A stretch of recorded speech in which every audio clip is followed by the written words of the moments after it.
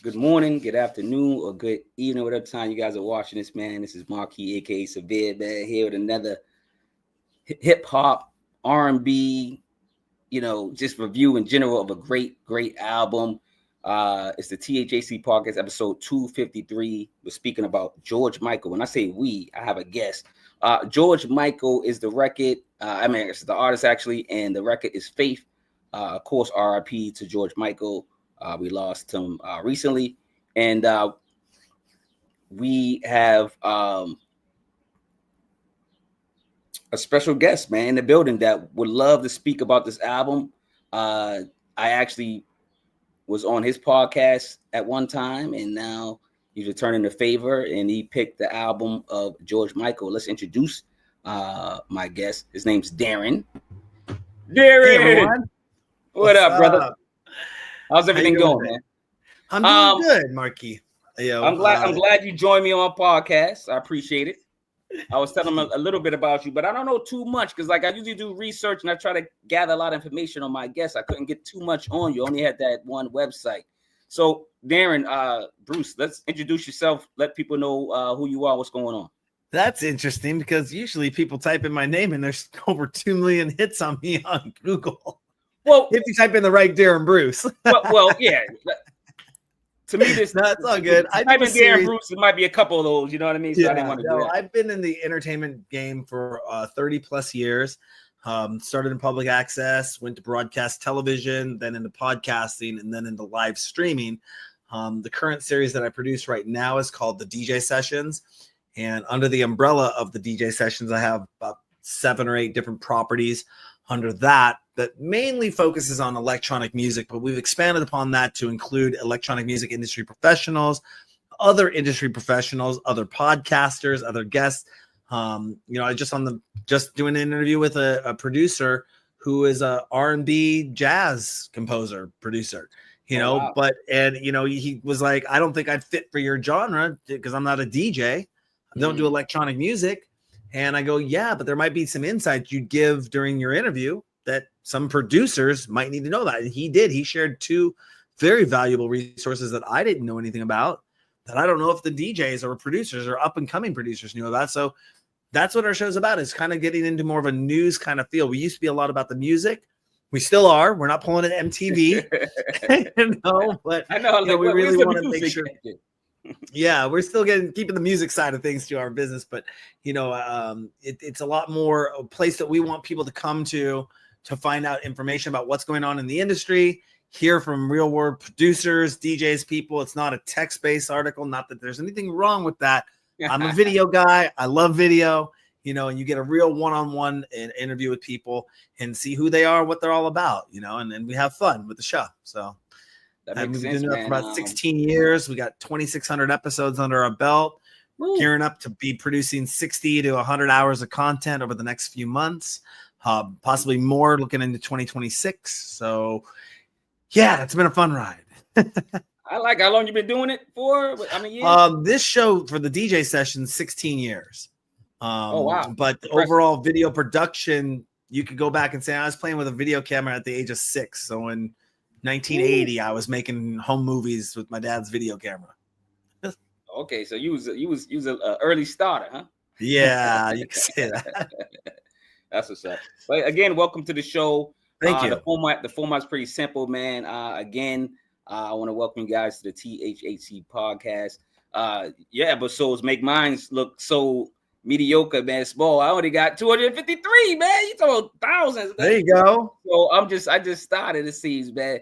I thought I was doing something over here, But we're talking George Michael Faith album. Tell us the reason why because you gave me 3 albums to select, and I picked Faith. Let me know why you picked George Michael and Faith for one of the albums that you wanted to review. Yeah, great question. The reason why is because it recently came up as a topic of conversation with a friend of mine.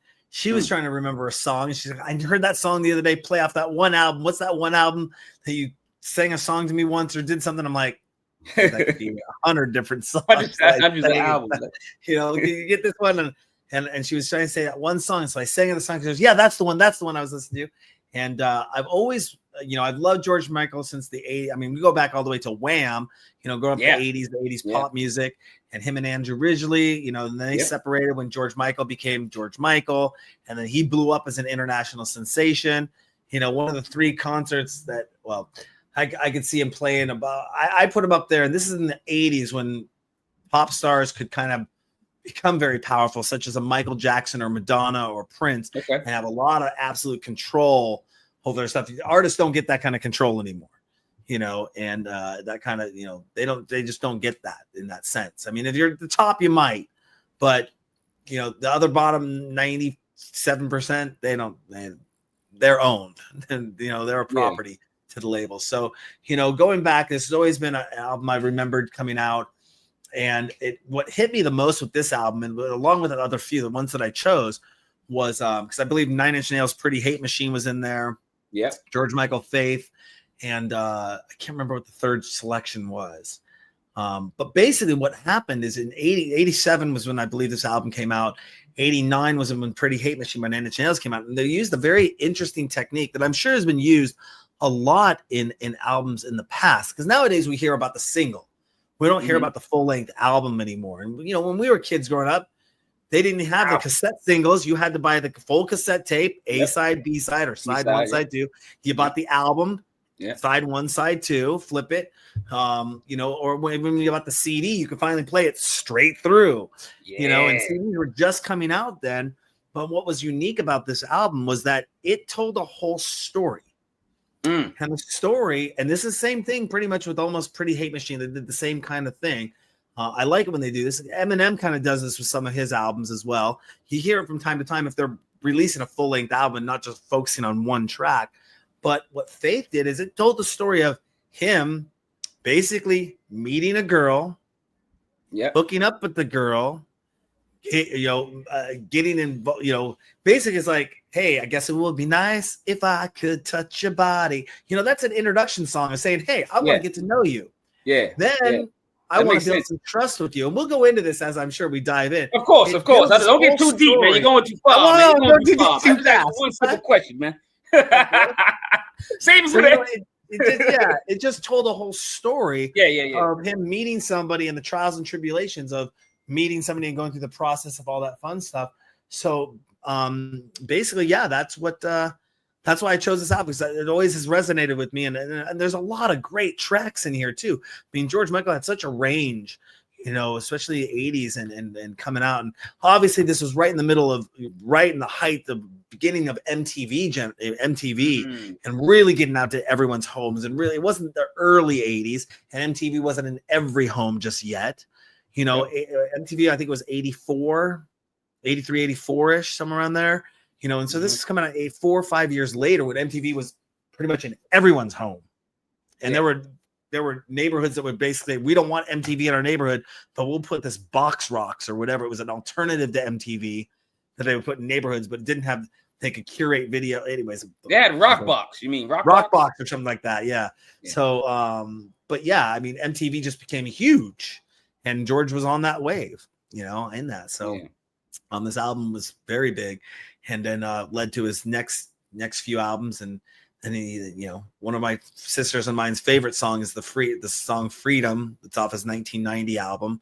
Oh, 90. Freedom. Freedom. And that was the one where he did a number of other songs, I think, too. We're using all the supermodels. He was doing that in all the songs. Yeah, in the video, right? The video, Freedom was Freedom, Freedom, And there was another off that album. There's another track, but that was a good song. Freedom was. No, I'm a huge George Michael fan too, man. Like I said, R.I.P. man to the soldier. But we're talking George Michael. Don't give too much because we're about to go into each record song by song, and then we're gonna summon up the album, of course. Yeah. It's not Friday, but this video will be released Friday. I usually do Friday releases. I talk about new music, I talk about new artists who came out. I try to show love. So it could be an R&B, could be a rock, it could be Madonna, it could be anybody that I love. I try to honor their music and speak on it, when they release. So since it's Wednesday and we're recording this, It's only two artists that came out prior to Friday, and you might not know of these artists, but you will actually be intrigued if you really listen. I'm not sure what kind of rap you listen to, but if you listen to intellectual, rap with some type of substance, you'll love these two individuals. The first one is What Up Burn. What Up Burn and Track Pros is the producers, and it's called What It Is. It's an EP. It's only on Bandcamp July 4th. It'll be on Bandcamp July 4th, 4th of July. Welcome. Happy 4th of July, early. Friday it is. If it's Friday, it's 4th of July, right? Yeah. So, So happy 4th, y'all. Be safe out there. And the second album is Stars Coleman. He's from, I believe, New Jersey. That's called The Letter. These are two of my favorite rappers, MCs that's been doing it for some time now. They recently put out two incredible albums. Have you ever heard of any of these individuals or no? I haven't. I'm not so ear to the ground on hip hop and rap music as I used to be in the past when I worked on a hip hop television show. But that was the 90s. So you probably got a lot of 90s knowledge, huh? Yeah, you could say that. 90s, up to 2000, Yeah. Don't worry about it, man. We here for George Michael, Faith. Let's put down the records, replace the new music. So basically we got the titles running below, and the format of the show is we show love to each record, each song, and kind of clap up for every musician that probably performed on it. I don't care if you played the trombone, the triangle, whatever. Like, we want to show love to everybody that put their hands on just beautiful music, period, right? Or just great albums, right? So I'm going to introduce the album. We're going to start right now. I'm going to introduce the album, talk about song number 1, and then I'm going to pass it on to you like a baton. We go to song 2, 3, 4 until we finish the album. So you ready? I'm excited. I like this one, man. Let's go, man. You're talking George Michael. The album's called Faith. Man, this album will be 38 years old, October 30th, this year. So this is because this came out October 3rd, 1987, like you said earlier. So this will be 38 years old. He's British, he's from, that area, you know what I'm saying? Like, I guess, I did listen to some of his interviews. So he did have that accent. I was just started thinking, I just heard him sing, because when he sings, he doesn't sound like he's from, he's a Brit. Number 1 is called Faith, man. Of course, if you don't know Faith, I don't know where you've been at. I don't know what's going on. You're not a George Michael fan. So here you go. Known for his soulful voice, charismatic stage presence, and blending pop, R&B, and dance music. Music feels retro and fresh. George's delivery balances irony and sincerity, mirroring the song's theme of self-assurance. Let's talk about Faith. What do you think about Faith? Give me your rundown on the song Faith. Number 1 hit probably. Yeah, there was actually, it was a big one. That juke. If you look at the video, I'm looking online right now. I have it kind of queued up. You look at that video, his leather jacket, his guitar, the jukebox were all signature monikers of that time. And as we talked a little bit about his next album, even just a white T-shirt, just like the white T-shirt. The bad boys wore the white T-shirts and the leather jackets, leather jackets. Yeah. So Faith was really about, like I said earlier, about him meeting someone. I won't say it's a girl. I won't say it's a boy. Someone, and basically saying, I guess it would be nice if I could touch your body. I know not everybody has got a body like you. Oh, it would be nice if I could, and he's talking about, you're basically hitting on a girl, or you're hitting on somebody. You're giving them compliments. You're courting the person is what you're doing, and letting them know, hey, what's up? I think you're sexy. It's the equivalent of a cat call. I'm going, or like, what's up? You're sexy. You're hot. I thought it'd be great if we could get together and hook up, whatever they want to call it nowadays. Other kids are calling it. I know. I don't even know what it is yet. I don't know what it is yet. It'll change tomorrow, but that's basically what it is. And it's just, I guess it would be nice, because I gotta have faith. And he's talking about confidence and having the confidence to come up and believe that I gotta have faith that something's gonna work out between him and the other person he's singing this to. And I relate that a lot to my own personal endeavors of meeting somebody new and getting into a relationship. I've been in relationships. You've been in relationships. We've all been in relationships. And you want to have the other person trust you. How are you going to make them trust you unless you take a leap of faith? And put your heart on the line and take that leap. You can't be guarded and not, I'm guarded up, I'm never going to do it. Well, who's going to love you if you're not going to love them back? And it works both ways. So I think that's really where what faith resonates with me when it comes to that track. It's a great song. The guitar and the pointing on to the music aspects of it. I mean, it's just the way it starts off like it's about to be a church song or something like that. It does. What's going on right here? What was big? What was big for me on this album too? I remember being a kid and my dad had it on cassette. Is they actually had the lyrics in the cassette. Oh yeah. So you could fold out the whole thing and look at the lyrics. So you know what they were saying. And I didn't know really for years. I would be in the car with my dad a lot and be putting in tapes all the time, listening to music. It scared me so bad. Funny story about that. I used to listen to Too Short back in the day as a kid growing up. Yeah. And one day my dad started rapping cuss words by Too Short. And I'm like, how do you know the words to these songs? He goes, Darren, you play this tape over and over and over again every time you're in the car with me. Of course, I'd bleep out the swear words like, you can't play cuss words and really say another word for a few minutes. Exactly. But he's like, said that, and I was just looking. He's like, I'm like, what the heck? What? This is crazy. But no, I would play these tracks all the time, or when I'm waiting in the car, and I'd be nothing else to do but read these track lists. The one thing that got me with Faith, though, I never knew till years later that there's a part where he breaks down into the break, or not the break. What's the bridge? I think bridge. Yeah. And he's in the background. And it's like this guitar is playing, but he's in the background going do do do do do do do do do do. But just wait, because I got to have faith. I gotta have faith. Kind of like doo-wop. Like it was really cool in the background that he was doing this. And then he kicks, before this river, there comes an ocean. Okay, I'm not a performer, but we'll get into where my passion for this album really lies. A few more songs later. I can tell you're into. No, I love the record. It's one of his probably top 5 songs, probably period, or top 10, and depending on what kind of fan you are of George Michael. Number 2 is Father Figure. Again, another one of my favorites. The production is sleek, leaning into a quiet storm, sensuality. His vocals are smoky and intimate, almost whispering during verses. The layered harmonies add a haunting depth, highlighting the song's tension between desire and guilt. Let's talk about Father Figure. Another one of my favorite songs. His voice is so outstanding. It's beautiful. What do you got for Father Figure? I think you go from the transition of I got to have faith and put myself out there to now you finally convince the person to be with you and let me be your preacher. You listen to the lyrics. Let me be your father figure.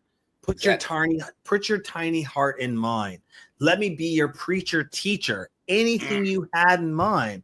And I will be it ends with the line saying, I will be the one who loves you till the end of time. And you think about it, and obviously in the video it's him and there's a woman in the video, but whoever this translated to is that timeless love that a father would give to his daughter. And I will always love you. I will always take care of you. I will always be there. But this is a man in the video, how it depicts it. I'm not trying to put any connotation on sexuality in it in a sense, but it's saying that I will be the one that takes care of you. I will be there. I've already taken the leap of faith. Now let me be the one that's going to be there for you. Mm-hmm. And this is what I want to be there for. I'm following it. Basically, faith is here. I want to get close to you, and I'm taking the leap of faith. Now, Father figures, I want to be your lover. I want to be close to you. I want to get in you. You can kind of see this progression. You'll start to see this progression as we get further into the album. I'm loving that. See, this is why I do this. And this is why I have,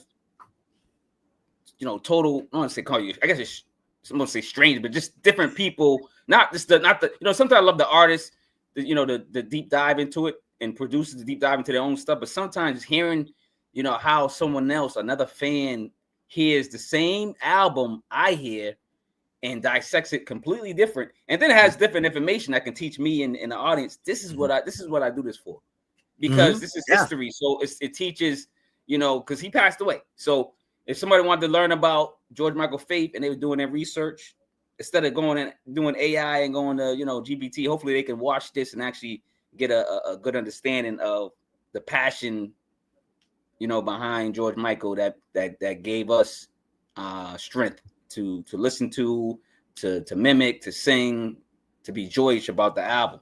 You know what I'm saying? So this is it. This is what I'm talking about. Number 3 is I Want Your Sex, parts 1 and 2. Now, part 1 is robotic and carnal, while part 2, brass and love, shifts to live band funk with horn sections. You know, George Michael alternates between predatorial growls and breathly seduction, you know, channeling Prince like eroticism. The ad-libs and moans are calculated yet spontaneous.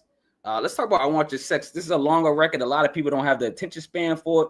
I do. I listened to it for like 3-4 times before we even came online. I'm listening to the album. Just a great record, 2-for-1 record, right? Let's talk about I Want Your Sex parts 1 and 2. You know, again, it's funny because the I Want Your Sex was actually used in the movie Beverly Hills Cop 2 in a strip club. The strip club scene with the 2 other officers, Judge Reinhold. I can't remember. Taggart was his name. And I can't remember what Judge Reinhold's. I should know this. I've memorized Beverly Hills Cop 1 over and over again. Huge fan of those. You might go back. It might pop back up. But yeah, I get the scene. Rosewood. Rosewood was the cop's name. Yeah, there we go. Yeah. Taggart Rosewood. But anyways, you know, it was a very sensual song, and you look again through that progression. You got Faith, you got I Want to Be With You, I Love You. Now, let's get in bed. Let's copulate this. Let's do this relationship. I want you, and now it's I want your body, I want your sex, I want in you. And a lot of people didn't know there's a part 1 and a part 2 to it. We're right at the ending of part 1. It kind of goes into that, what you said, that horn section kind of kicks in. And it's 2 parts. It's almost like they didn't want to make the whole song. They wanted I Want Your Sex 1, but then he wanted to continue it on with this part 2, which was a second song. And the CD and tape, it kind of just plays right through. But I believe they are. I want to say no, it's not separate tracks. I'm looking. They're not separate on DSPs. No, because it's 9. What about the record? Maybe the record back in the day. No, it would have just played right back to back. I don't think it would have played. Yeah, I was gonna say it would have played. Yeah, okay. It was played all the way through, but you only heard like I don't even think it was a radio version or even got MTV play, just because of the nature of I Want Your Sex. Probably was controversial out there. Controversial out there. But it was definitely. I mean, that's how I see I gotta have faith to go after somebody, let them know. Then I got a father figure. I got to wrap them in and get them in. It wasn't like a stalker or anything, but you know, like I'm loving this breakdown because I never knew it was an actual. Listen to this for all these years. I never knew it was a storyline, like a whole type of theme, like a kind of like a play or a life in a sense. Yes, right? almost like a life lesson, like a play. Yeah. And that's what I always loved about. I love it when artists do this with their albums, you know, and there's a whole. Beginning in another artist I know, just to digress, it wasn't Jamaica, it was Maxwell's Urban Hang Suite. One of the craziest things I'll just go right in this really quickly. Something they did, if you didn't know this, you put the CD in, you play tracks 1 through 13, and it was all just like, ooh, and then what it did is it would go track 14 through track 98. And it would go, and it was like this big long pause. It wasn't 13, it was a big long pause, or track 14, and there's a big long pause. It was all these separate individual little tracks. Then track 99 would start back up with like this really awesome like mood. And then it'd go back to track 1, but it'd lead around. You could put this whole album on repeat and just keep going around and around. Wow. So when you thought the album ended and your session was done, because it's one of those kind of albums. Your session was done. Yeah, because people used to make love to these albums back in the day. Yes, I don't know what the kids do nowadays. I'm putting on George Michael and I'm getting it in. You know what I'm saying? But it was like it kind of like the album picked back up with this last track, and then went right back and brought you right back into song 1 again, which was really awesome. But again, this is an album that tells a story, George Michael's Faith. And, you know, I Want Your Sex kind of goes, okay, now we're doing it. We're getting our grind on. Let's have some fun. Because I want your sex. And then it's like, da, da, da, da, da, da, da, you know, and he's like, I love it. I love it, yeah, man. So it's a huge record, man. It's something that a lot of people try to create, like a club type of dance type of track, but you know, they come short. This one's pretty timeless. Let's go to number 4. Another one of my favorite tracks, One More Try, man. The Yamaha DX7's synthetic strings and a faint choir create a cathedral-like ambiance.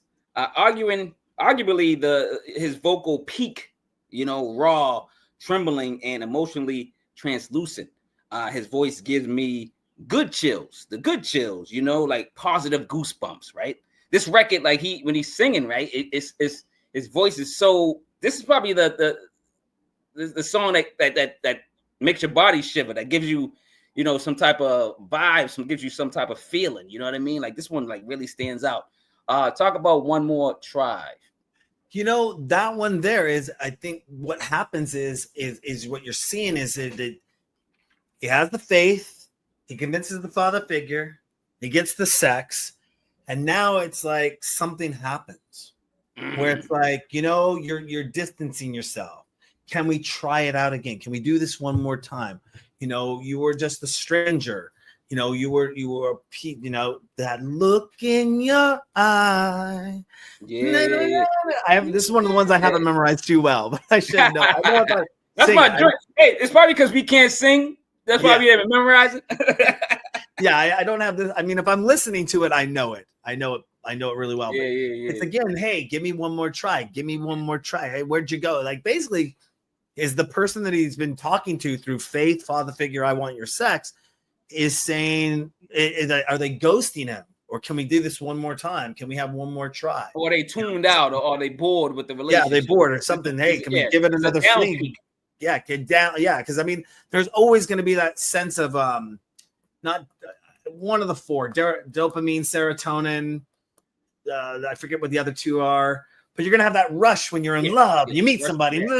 Now it's like, how do you get back to that original beginning? Yeah. You know, I had somebody once tell me, you know, I wish we could go back, and a theory that I have, I wish we could go back to version 001. If you're a Marvel fan and you hear about the multiverses. Oh, yeah. And, you know, you got 001, which is the one we're supposed to be following, but now they got the multiverse theory, so you don't know which world they're in anymore. What's going on? What's going in. But, you know, they said to me, I wish we could go back to 001, where things were at the beginning again. It was like that original timeline. And, you know, that's kind of, you know, what you're looking at in a sense of one more try. It's like, he wants to get back to that. Let's give it one more try. Let's get back to where we were with that. Hey, remember the rush you had when I was chasing after you? Remember the rush I had when I father figured you? Remember the rush we had when we had sex? Let's give it one more try, you know? And I thought that you were feeling the same thing I was feeling. So are we just going to walk away from each other, or are we going to give it one more try? Yeah. Yo, I love that breakdown, man. I swear to God, I would have never took that, I guess, you know, theme of it. You know, again, like you said, he was half a Wham with Andrew Wrigley. You know, he came out the closet in the 1990s, so he did, you know, announce that he was gay, right? You know, so it's not like a secret. You know, like I don't think it was much of a secret then. It just wasn't in the media. It was never like, I think when I first saw him on the screen, I'm like, yo, this dude was gay, but as a kid, and I'm like, but I didn't like not like him because of that. I just like, this dude's gay, but he's dope. That's it. Yeah. Like it was nothing else. It was, you know, it wasn't like, oh no, let's do it, music. Like it wasn't none of that. You know what I'm saying? So, again, he passed away 12/25/2016 at the age of 53. So RIP. Let's get back into the album. Number 5 is Hard Day. Funk rock hybrid with slap bass, distorted guitar riffs, and synth hooks. George Michael adopts a grittier tone, almost snarling the verse. Turn this up. If you're having a bad day, turn this up. It's very groovy. It's a groove, man. Let's talk about number 5, Hard Day. Let's talk about that. Hard Day, I definitely think now what you're seeing in the character in the album is that, okay, I got to get back to kind of the real world. I got to get back to my life. I've been in this fantasy of chasing after you with faith, father figuring you and building your trust, having sex with you. You're kind of pushing away, and my mind has been thinking about you. Now we're kind of in this fight kind of moment where it's like, hey, I got all this other stress going on, and I don't need to put up with this crap right now. I'm having such a hard day. And you hear the other vocals coming in, which is George Michael, by the way. Some people think he's doing it all. He's doing everything. Yeah, he's doing it all. Like Eminem does it all on his track. He's doing all the vocals, or Michael, do all the all that, all the stuff on the back of his albums and stuff. So, you think there's this female voice coming in. You hear this we'll get this in the number 10, the Shep Pettibone remix. Yeah. And when it comes in later in the album on the B-side. But, he's talking about, I've had a hard day. Such a hard day. I've had a hard day. Such a hard day. Don't bring me down. Don't bring me down, my baby. So it's basically saying, hey, I came and brought you into my life. Now I got all this stuff going on, and now you're bringing me down. Don't bring me down. Don't bring me down. And take me where the eyes can't find us. Without you, I may as well just. How much do I have to say? What more do you have to see? What will it make to make you love me? Oh, well, you're not the first, you're not the last, you're not even the one who loved me the best, but all I think about is you. Oh. Okay, so again, I'm not trained. I just hope YouTube, you sing so well, and so it sounds just like the record. I hope YouTube doesn't take this video down. You know what I'm saying? You know what I'm saying? Copyright violation. Yeah. But that's really just saying, hey, stop messing around with me. I've already had a hard day. What do you want more? What more do you want from me? I'm trying to give you. I've given you I've faithed you. I father figured you. We've had sex. I've asked for one more try, and now I got all this on mine.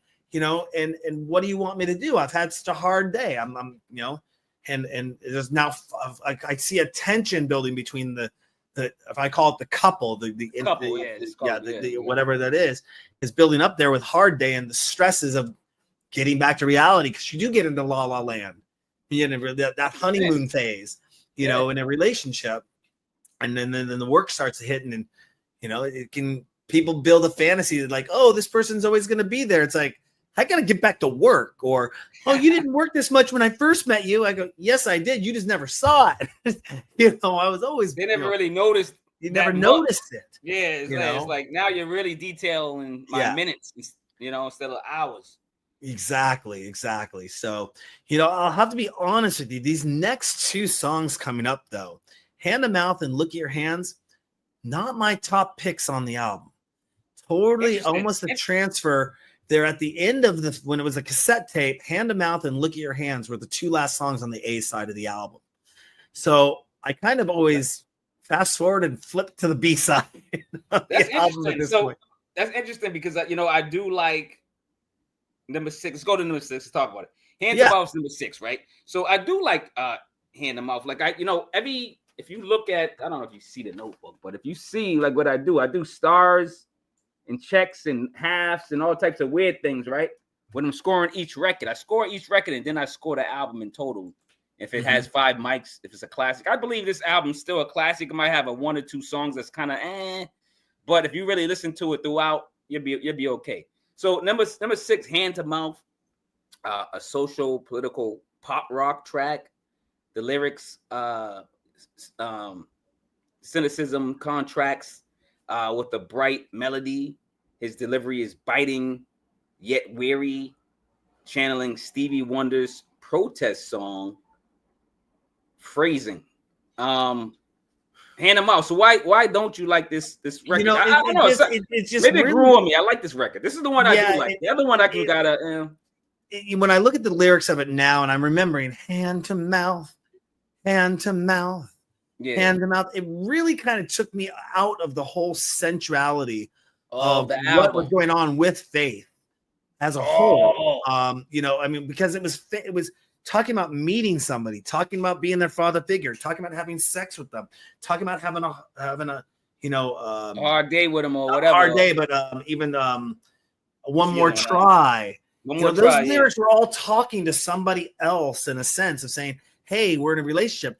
This hand to mouth really kind of came out of nowhere. I think probably something that just snuck in there on the album. I don't think it got much radio play. Maybe it did in some areas, but I mean, the first opening line of the song is Jimmy got nothing, made himself a name with a gun that he polished for a rainy day. A smile and a quote from a vigilante movie. Our boy Jimmy just blew them all away. He said it made him crazy, 25 years living hand to mouth, hand to mouth, hand to mouth. Here, this doesn't say anything about sexuality, sensuality, partnering with anyone, or so you think it was a song that they probably had? They thought it was just a great record. They kind of they threw it in there and tried to get away with it in the sense. Yeah, just tried to throw it on as I mean, if you look at how albums are produced or were produced back then, how you had the A side and B sides, you had to fill it with something. I mean, most albums that came out back when we were growing up, you had the first song on the album, but it was the second song that was the radio play song. Then you had the follow-up song. Then you had a couple other songs. Then you flip the tape, and there might be the B-sides that might get some secondary station play, secondary radio play, if they didn't want to pay the royalties to play the hit song that was on the first side of the album. You know, I mean, so you think they catered to the length of the actual cassette tape or CD, whatever it was? Yeah, I think they plugged some stuff in there rather than burying it. Yeah, rather than burying these two tracks on the B side, they put them on the A side, but 5 songs in. You know, so you know, and this is again coming from a cassette age in '87. There were CDs out there, but everyone listened to cassette decks in their car. Yeah, it was the radio or cassette decks in their car and stuff. Yeah. You know, so I mean, even here, sweet little baby on a big white doorstep. She needs her mother, but her mother is dead. Just another hooker that the lucky can forget. Just another hooker. It happens every day. Now, this could be a strikeout song to the person in the previous tracks as well. You know, just like trying to be mad at her and trying to figure out some type of poetry. I got to hate her. I got to get her out of my mind. Maybe Jimmy was the boy and the sweet little baby girl is the girl. You know, I'm just kind of reading the lyrics here. And again, it just didn't hit like the sensuality of the other. It was kind of out of place. It was out of place. Yeah, that exactly. It's like, it would not be a track that I'd go to. And same with let's look at your hands. Let me let me introduce Look at Your Hands, and then you can dissect it. Now, number 7 is Look at Your Hands. It's a bluesy rock with honky tonk piano and saxophone solos. The live band feel stands out amid the album's synth heavy tracks. Okay.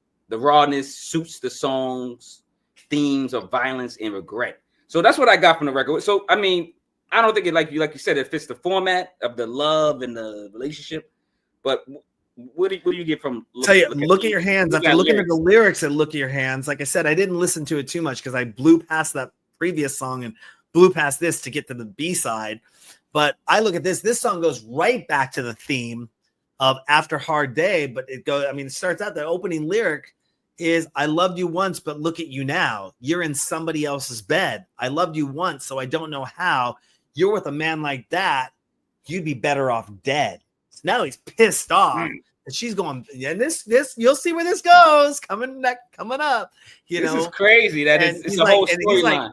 He's like, he don't care. He don't treat you right. It's not fair. I still want you at night. Can't you see you made a mistake, girl? But he treats you like dirt, and I hate it.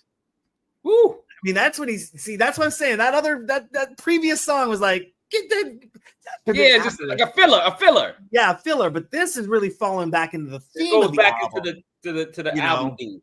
And it's like, look at your hands. You know, I mean, this gets nasty. It's like, you got 2 fat children and a drunken man. Bet you don't like your life. Bet you don't like it. Nah, baby, look at your hands. When you should have been my woman when you had the chance.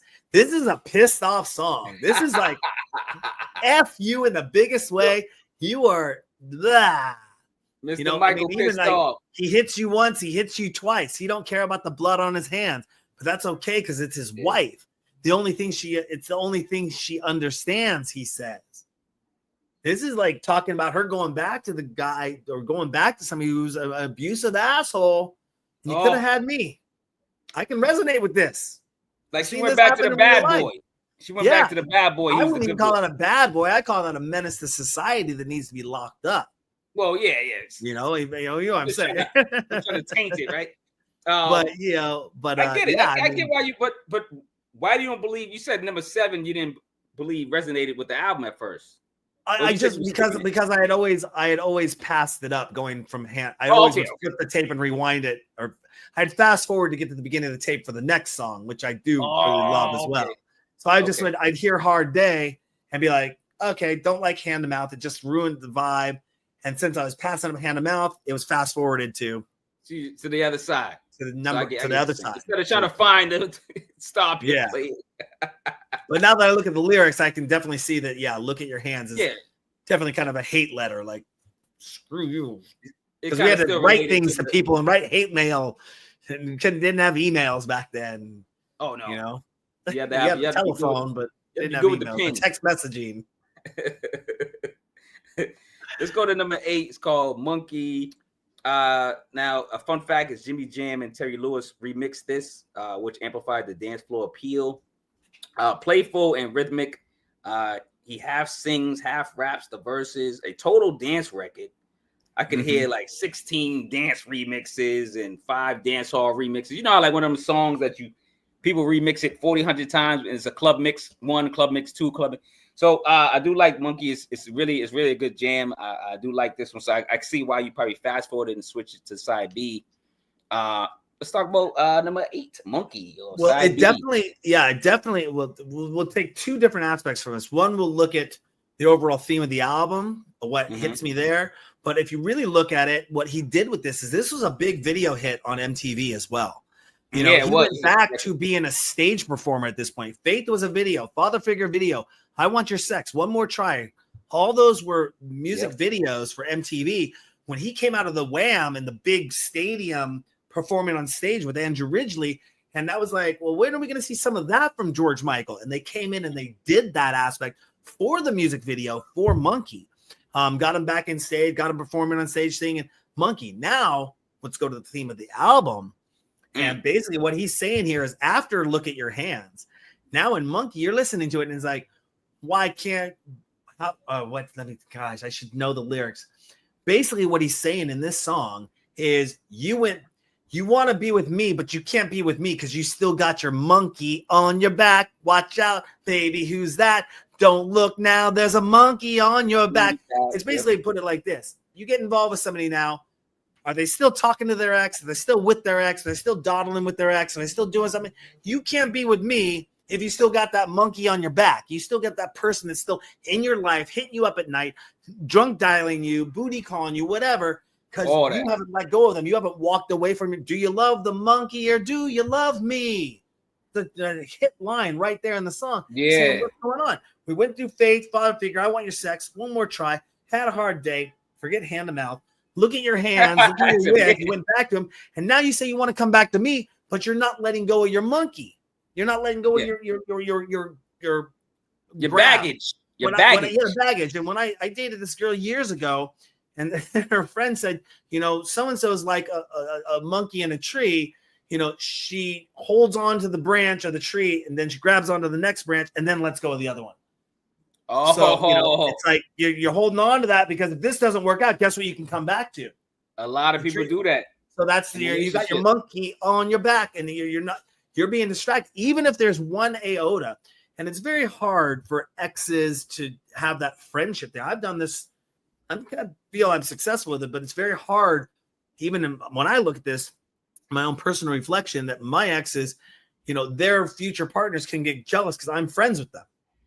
It's like there's nothing sexual there. I'm not the monkey, but I've also been used as a weapon in those relationships where they say, "How come you can't be more like Darren?" And it's like, what are you doing? Whoa, we're not together. We're not. What are you doing? You can't say that to people. Slow down, what do you shorty. still want? Yeah, what do you still want the hots for him? It's like, no, but they just weren't versed in the ways of relationship stuff. But people do hold on to that, that ex or that person, and that person, if the clear lines aren't defined of what's going on, and that if the barriers are set, then it's like, hey, if you, how do I put it?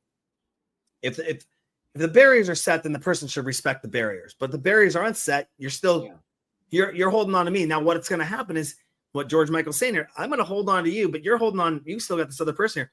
I could be missing opportunities with other people because you still got that. We aren't going together. Yeah. You still want to keep this monkey up, which is going to create problems in our relationship. Then I'm going to build this all up. And then what are you going to do? Just drop me and go back to them. Where does that leave me hanging? I'm just the rebound at this point, and you can't be with me if you got that monkey on your back. So that's monkey for my two takes. Why they did it commercially, and it was a commercial success as a music video, as a song, as a dance floor anthem. Yeah. When you look at the back end of it, and the whole theory of the album, because what's going on, it still goes along with the theme. Yeah, the theme of the album. Mm-hmm. I'm still like mesmerized about how this was kind of like a book, a love letter to his significant other. Whatever. The album is a landmark pop R&B album that redefined his career post Wham. Right, George Michael, was a genius, very talented, timeless music. Let's go to number 9, "Kissing a Fool," another great record. The arrangement feels timeless, like a Sinatra torch song. His phrasing is masterful, soft, conversational, and calmly swinging. The vulnerability in his vibrato. I always mess with that word, vibrato. Sells the heartbreak.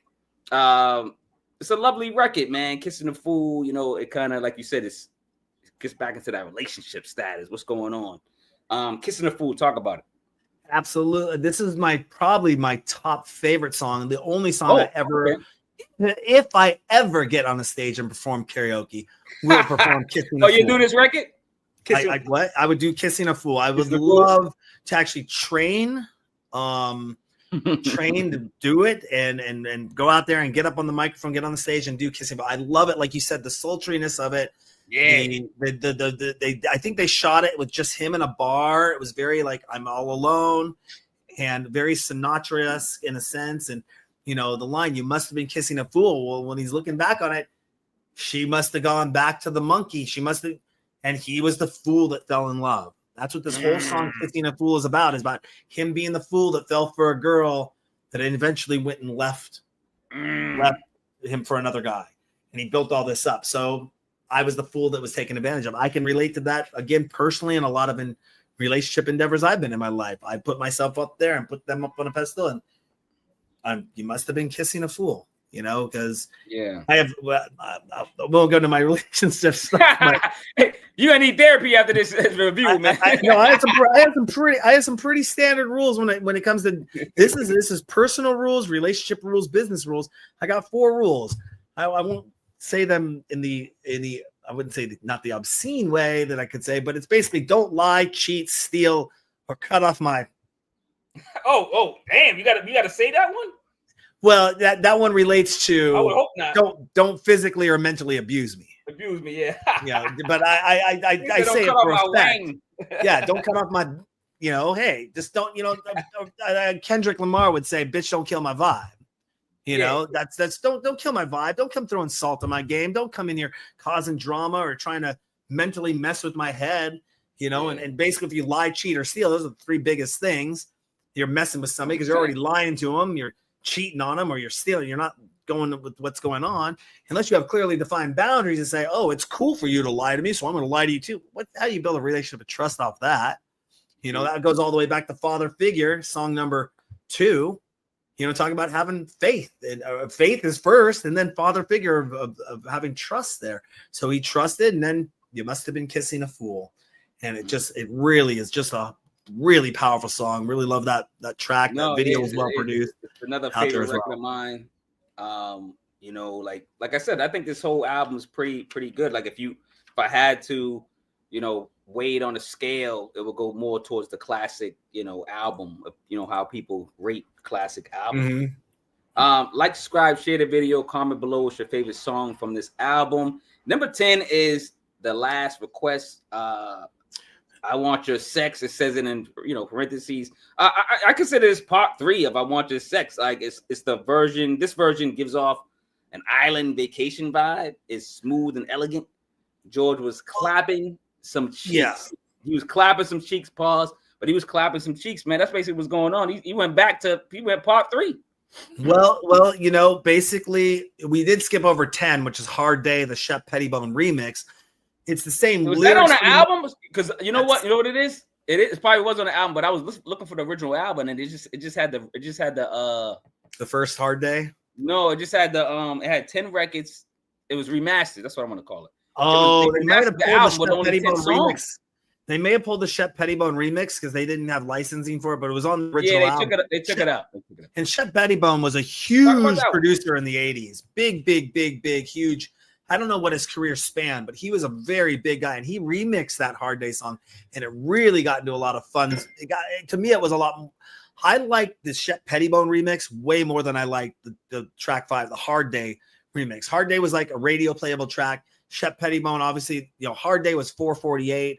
The Shep Pettibone was 6 minutes and 30 seconds. So it was not radio playable, but there was a lot of stuff that he did in there where I was talking about earlier, where George Michael came in, and you think that when he say, "Don't bring me down," and then over here, it's like, "Don't bring me down." And it's supposed to be like this feminine voice, but it's actually a pitch controlled George Michael's voice to do that second voice. You can hear it in the background. He goes, "My baby," it does this whole bring down.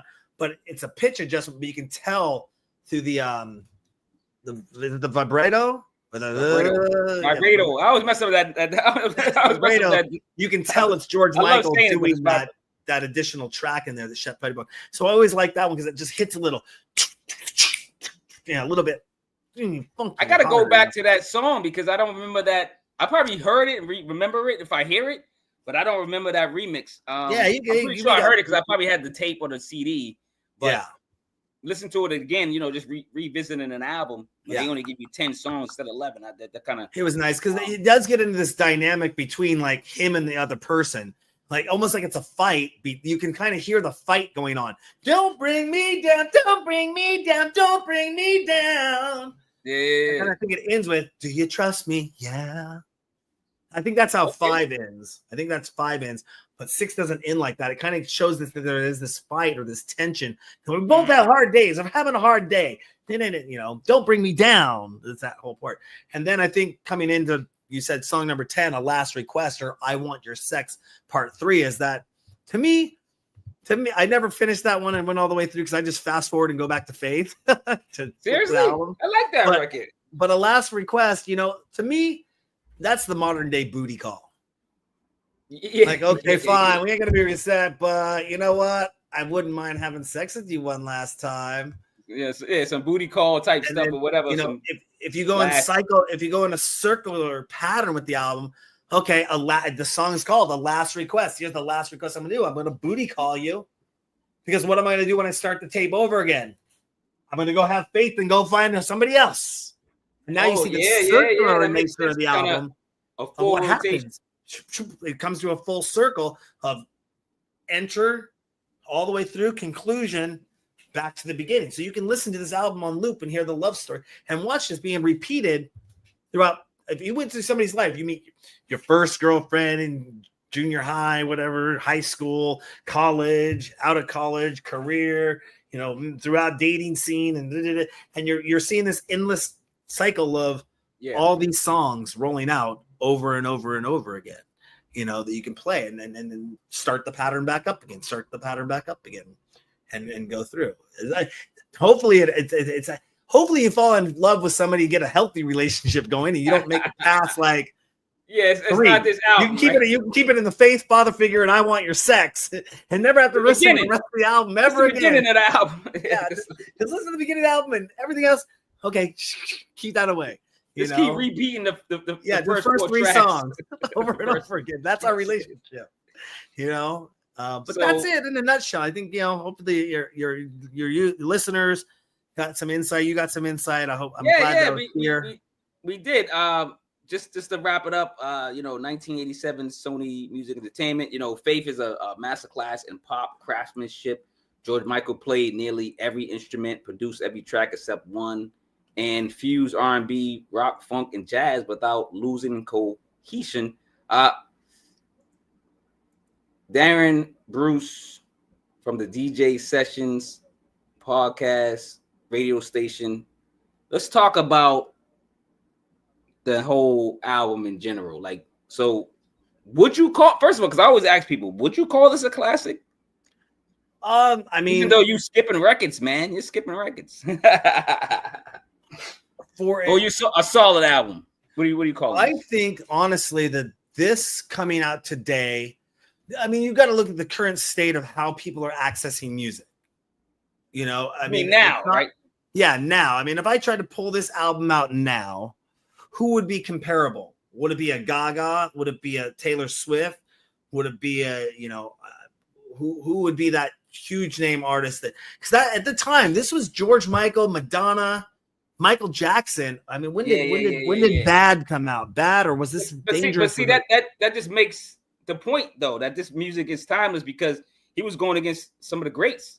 Yeah, and the music was still good and it's still timeless and people still play it. If you heard it today, the transition from there were still rock bands, and then it went into the alternative grunge, and then you had hip hop starting to branch out, and hip hop got big, and now you got electronic dance music, out there, electronic music out there. So where would this fit in to nowadays play? Plus the way we assimilate, the way we consume, how we get music with the instant gratification on demand isn't there. You would hear a track on the radio, then rush to the store to buy it, or you were at the store on Thursday, and they couldn't announce what was coming in. It was New Music Thursdays. Here's everything that hit the shelves. Working in the music store, we knew what was there because we knew what were in the cases the night before. Yeah. But that was about as much advance notice as we got. The store manager may know because he might get a directive down from corporate saying these are coming out. But it was New Music Thursday. That was the whole thing. So once music went online and you had an iPod that could store 5,000 songs. I think that was the first iPod could carry 1,000 songs in it. Yeah, this is 2002, something like that. The shuffle or something like that. I don't even know what it was. Was it called the shuffle? Imagine. No, it was an iPod. It was an iPod with a clip wheel. Okay, it was iPod. Okay. Shuffle came a little later, and it would hold 100 songs. That was meant for entry barrier, get in. $49, 100 songs, and use it while you work out so you don't have to carry a big iPod with you everywhere you go. You can clip it on your shoulder. I used to work for Apple. You're right. That's right. I'm mixing up basically the gadgets. And it was designed not to. I'm not an Apple guy, so I don't know all that stuff. So it wasn't designed to, scroll through your library. It was just designed to put your songs on there and would just randomly shuffle your favorite songs. So put 100 tracks on there, put 30 tracks for your workout on there, and take your shuffle to the gym. That being said, what would that look like if that album came out now? How would they market it? But you got to remember, Sony was behind him. And I think Sony was behind Michael Jackson, I think at a big point. Madonna, Prince ended up terminating because he's changed his name. So Sony was a big powerhouse with these artists, putting millions of dollars in them. And their concerts and their performances, stadiums, sold out stadiums, around the world type stuff, world tours. So these are the big names of the time. So, I think you could still listen to that. Would people resonate? It's typical, in a sense, boy meets girl when you put it down to it. Or I should say person meets person, putting the connotation on it. Well, nowadays you gotta people get offended if you. I'm not trying to be PC. I'm not. Yeah, all that. I get it, but I'm just saying, he can resonate through a lot of different. Sexual preferences or however you want to name it. But I think it still is a good boy meets girl album. Again, his vocal range as a vocalist was amazing. The track selection, track production was amazing. There was a lot of hits, a lot of hits off that. Faith, Father Figure, Monkey, I Want Your Sex. That really hit it big. If you had an album with 11 tracks on it, one of them being a remix. So really 10 tracks come out, and 4 of those can hit the top charts. Ooh. I mean, that's like Michael Jackson shit. I hope I can say shit.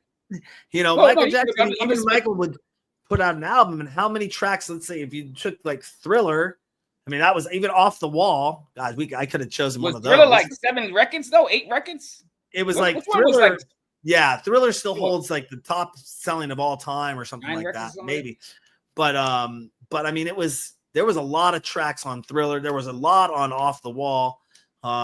Bad also came out pretty strong with 4 or 5 really hits, maybe 5 of them. Dangerous didn't do too hot as well, but again, I think times are changing. We were getting into the 90s and being that 80s iconic pop or the 60s and 70s and the 80s, and now it got into the 90s and kind of started changing the dynamic a little bit.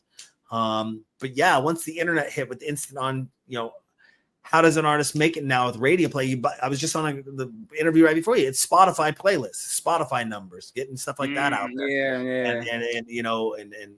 And if that's correct, Spotify, you don't even know if it's people buying votes and buying views. I don't know what's going on. I can't keep it up, man. AI's doing stuff. I don't know what's going on, man. And that's a whole nother a whole nother thing. So how does one make it out there? I was just talking with the producer online, the guy right before you.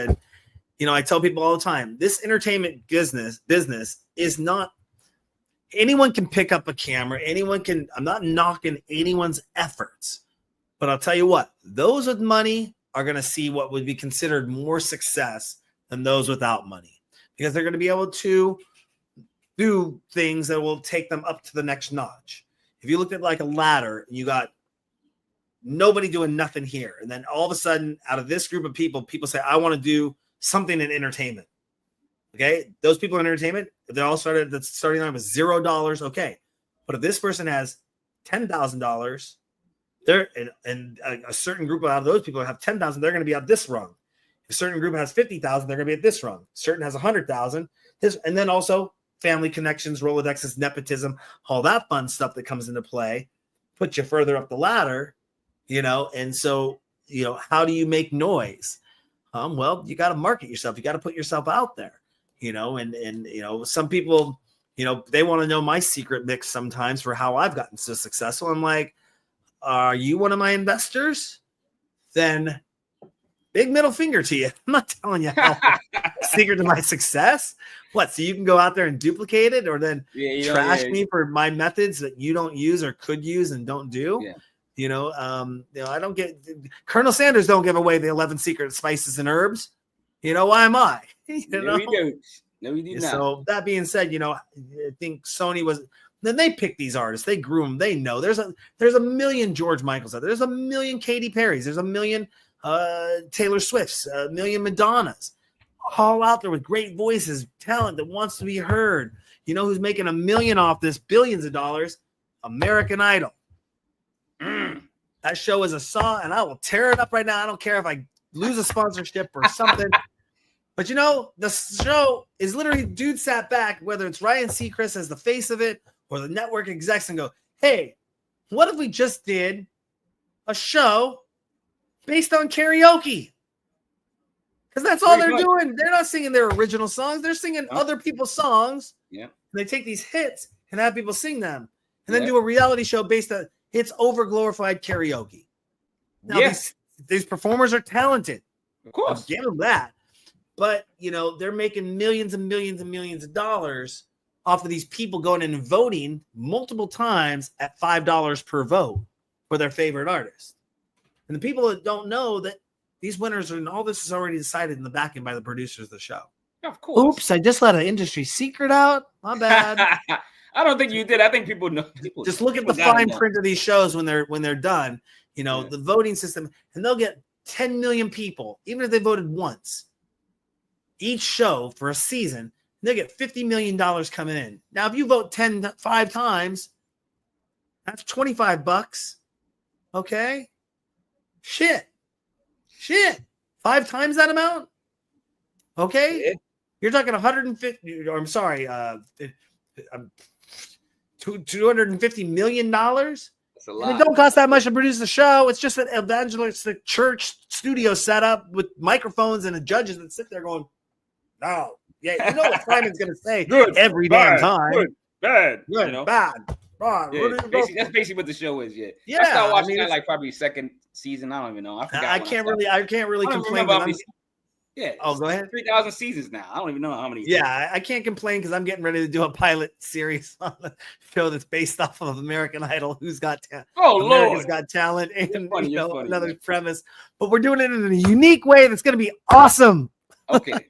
We'll talk about that, and hopefully, But George Michael, when that happens, you can come back on the show. We can discuss it more. Yeah. But yeah, back to that album. The album's great. Again, thanks for coming on. I got a couple of questions for you, and then I'm gonna get you out of here. Yeah. Is there an album or a song you love, but would never admit it?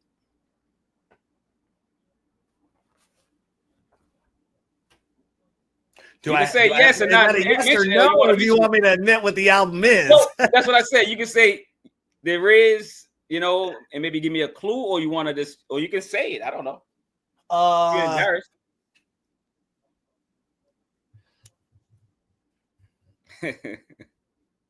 No, I think all my music selections, I would not be ashamed or to sing them out loud. I mean, I'm a huge fan of the musical Cats.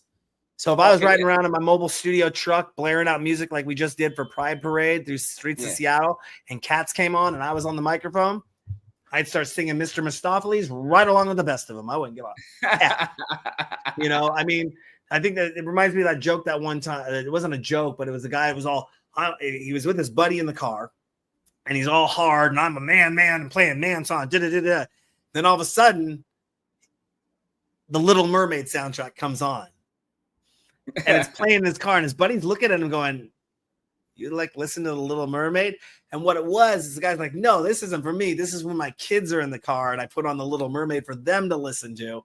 But it just caught this friend off guard going, what's up with you, bro? You doing something that I don't know about what's going on over here. But no, I think every track that I have that I would definitely, if it's in my playlist. And here's another thing. I don't really listen to music on shows for my show, the DJ sessions all the time, but my go-to is actually a internet radio station out of San Francisco called Groove Salad by Soma FM. They've been around for 20 plus years. It's down-tempo ambient.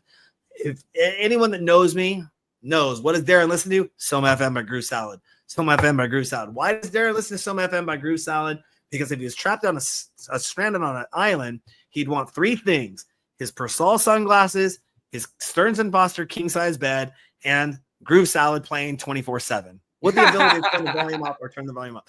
And of course, food and water, but I would hope so. Yeah. If you're on the island, you could probably do that yourself, get the fish. Exactly. So, I mean, that would be it. So everyone knows it's Groove Salad when I'm in the car. It's Groove Salad when I'm off the mic.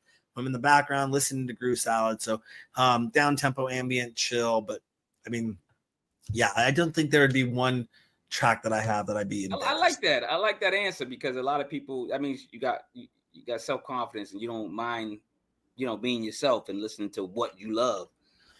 Next question is, what would your theme song be playing when you walked in a room? What's up with that? It's not a fair question. I'm a movie guy. I'm a cinematographer movie guy. Oh, it could be a theme from a movie. No, playing in the background when you come in. No, I'm just saying that's like asking me what my top number one favorite movie is when I've memorized like 250 movies. Well, give me a couple of songs that you're walking a room. Give me a couple. Just give me a couple. It's a fun game. It's a game. It's just no. Hang on. Give me a second here. Like Shaft, I would walk into. There is one. Yeah, that's a good one. I mean, I try to think. What I'm trying to think of closely is something that I play in my truck, like an anthem that I play in our mobile studio when we drive around with like a concert grade sound system on this truck through the streets of Seattle. And I just talked about this guy the other day in an interview and sent some information on him.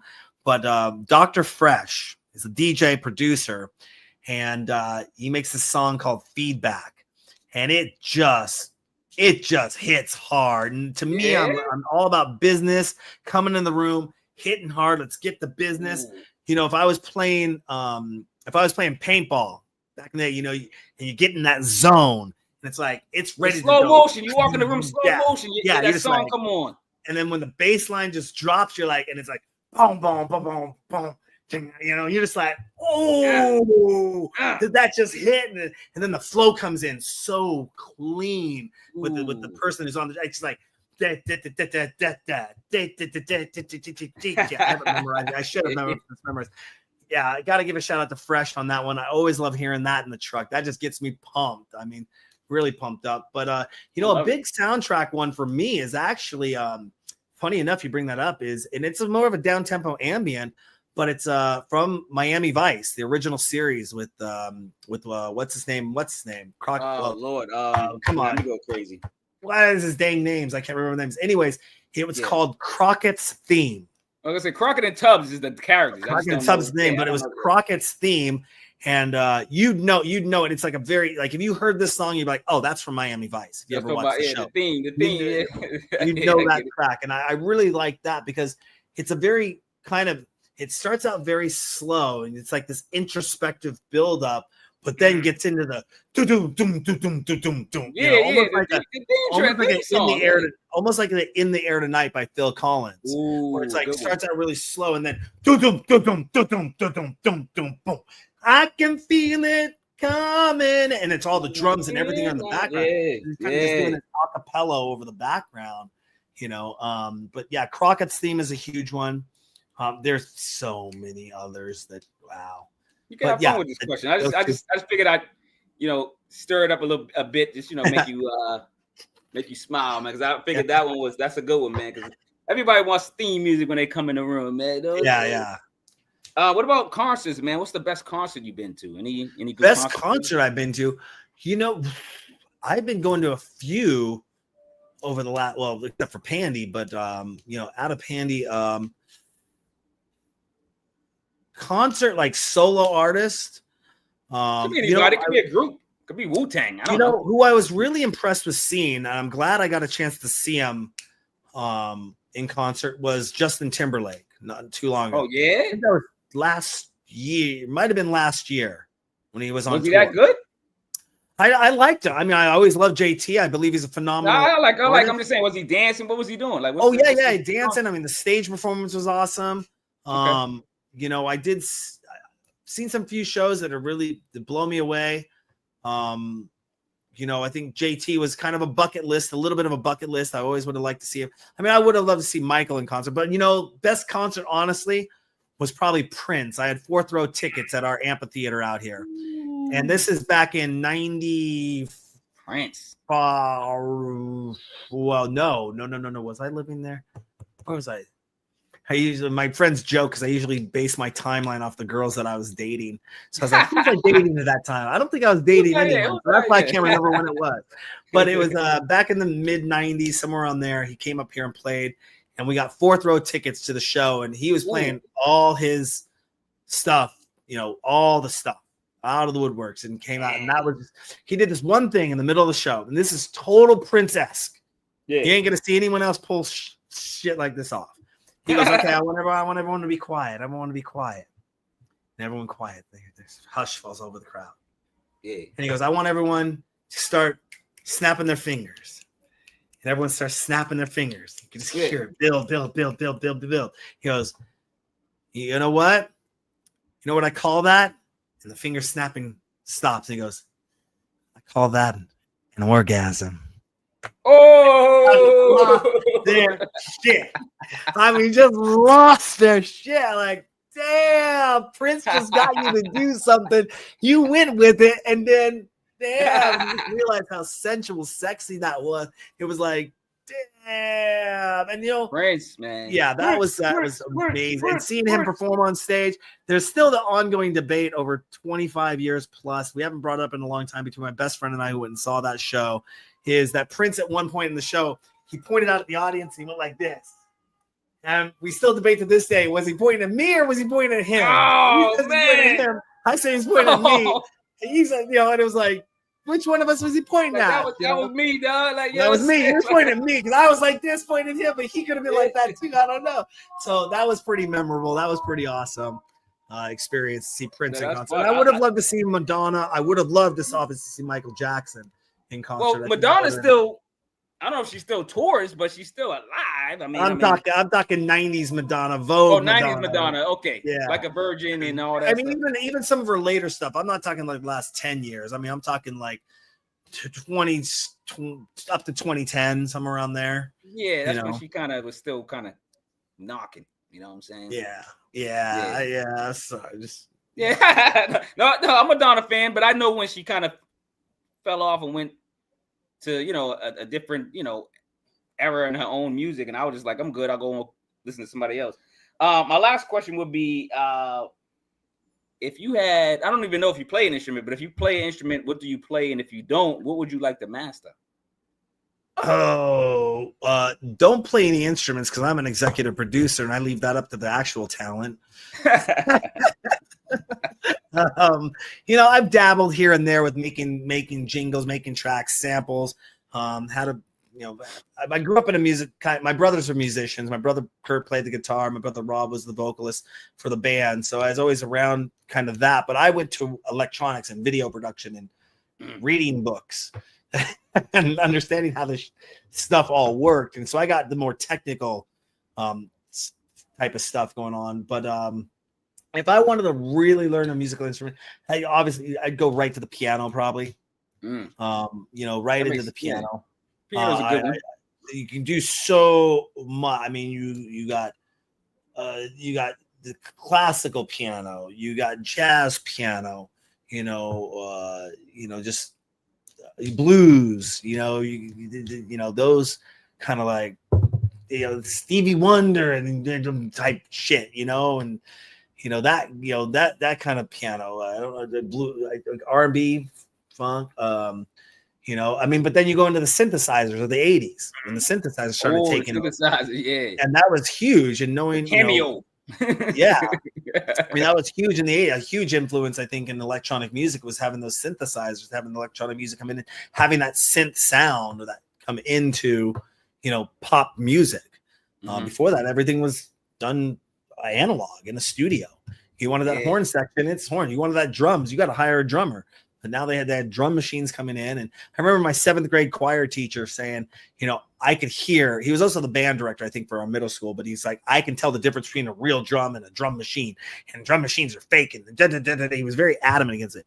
But again, this is brand new technology that was coming out. And people are scared of change. And I get it. Yeah. And it wasn't necessarily that. But yeah, it's not going to sound like an actual bass drum going boom, boom. And then he also said the timing, he could tell because the timing was too perfect. Whereas we're having this conversation again because now we got AI and and people are using that for music.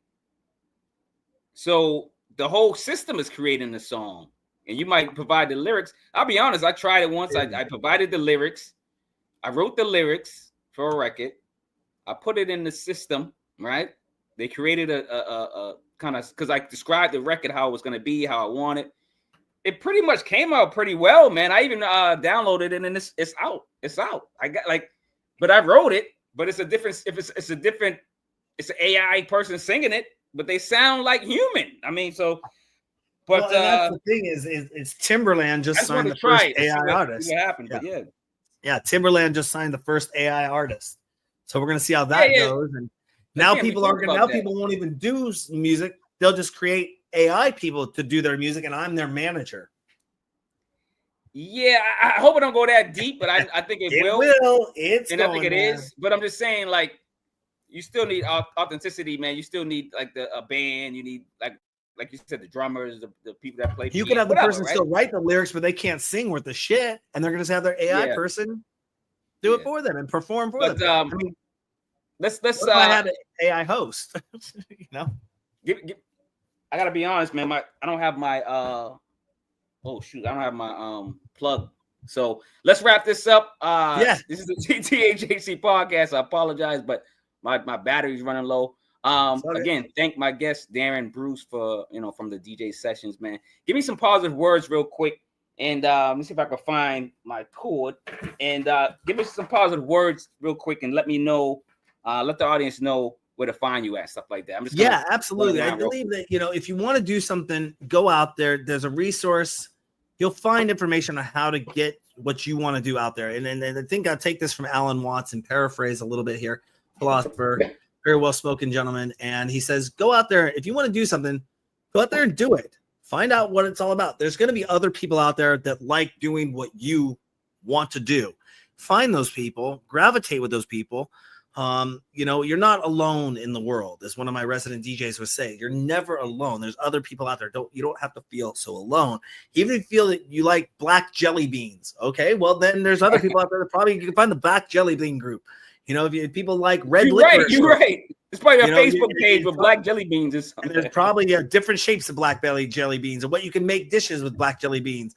I don't know. That's just what's popped into my head. You're going to find something out there that somebody's going to like and gravitate. You might not make millions of dollars talking about it. It might not be the hot trending topic or, out there or hashtag word, but you find that and just go out there. And there's tons of resources out there now to get into the entertainment business. Even if you just want to fulfill, like my friend said, I produce a song, I go to the studio, I want one song under my belt. So I can say I produced one track. At least one time in my life, I went through the process of doing that.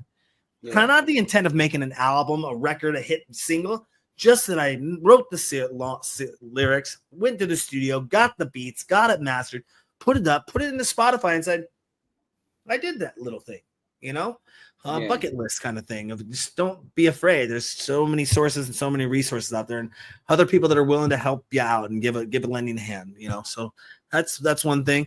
The best place people can go to find out more about what we do at the DJ sessions is thedjsessions.com, and all of our socials are there. Over 600 news stories published a month, 2,600 past episodes. We're gearing up to do 60 to 100 hours of content a month.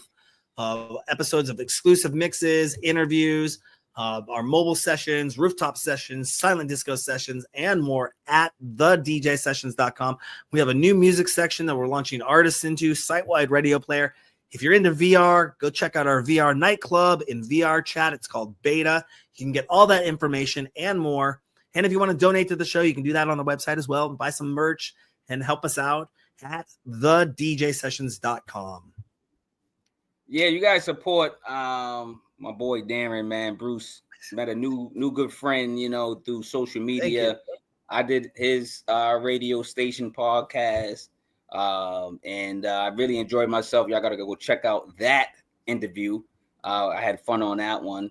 Again, this is the THHC podcast, episode 253. We just talked about George Michael, so rewind this, and we talk about faith, man, and with Darren Bruce, man. But I just want to thank everybody. Of course, my message is always like it usually change. It just doesn't usually change. It's usually love over hate. But recently, again, like I told you, I think I told you on your pod that I recently had this is my second person I knew that committed suicide recently, and I just want people to go check on people.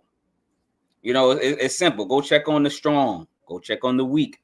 Go check on your cat. Go check on your dog. But you know what I mean? Like, just go check on things that you love, people that you love, and hope for the best, man. And and you just never know where a person's at when they're when they're down, good, whatever. Because I could be in your face, lovely. I could give you an example. I just talk about I could be all lovely and jumpy and fun all day today, and then I get off this pod and I go do something damaging to myself. Like, you just never know. So check on the weak, check on the strong.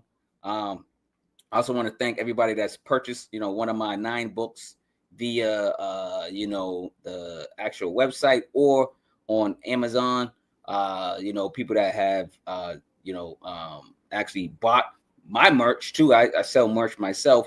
And then who actually listened to my music. Because when what you were saying, I was like resonating to it, because you were saying how you shouldn't, you should try. You should do things that you want to do. If you have a bucket list, go perform that bucket list. Just don't be scared. Take chances in life. And I did. I always wanted to be an executive producer, so I'm executive producing music now with artists and and producers and whoever. And we're putting out beautiful music, and so I'm executive producing.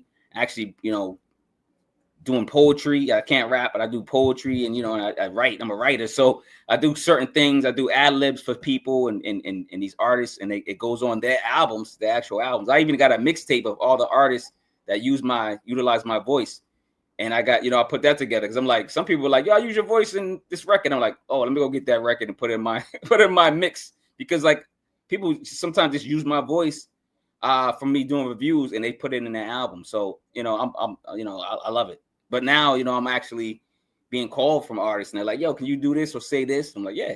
And then, I'm getting credit. My name's on it, featuring Cincerely Yours, which is my hip hop name. But yeah, I love it, man. So again, promote. You did promote. Everybody else in the comments below, promote. Again, next week I have if you're talking about another classic album, or somewhat of a classic great album, I might have a guest. I may not have a guest. I'm more spontaneous this year, and I'm doing kind of what I love, what I like, and I'm running with my faith. I'm going following my faith, and and a lot of this stuff's organic. I think you reached out to me, Darren, on email. Mm-hmm. And I welcome the challenge to be on your podcast. I had a great time, and then I challenged you to come on this podcast and break down an album. And you did a fantastic job, man. You taught me some things on here that I didn't even know about the album. I'm pretty sure a lot of people will love your take on the George Michael Faith album. Thank you. So I had a fun time. Anything else you got to say? Get off your chest before I get out of here. No, I'm good to go. I'd love to be back on. If you want another guest, let me know. I got more albums, more stuff I can talk about all the time. I do them every Friday, man. So don't be surprised if I hit you up like, yo, I need you, some more company to come through or something. But let me know. Yeah, it's fun because it's fun with of course, more people. You get more of a insight on what's going on in the music and the artists. But let's get out of here, man. It's about that time, man. The THHC podcast just finished off 253. Man, thanks again, man, Darren. I really appreciate it. No, seriously, thanks for coming on, man. All right, guys, I'm out of here. Love over hate, man. Go check on your people. Love. Peace out.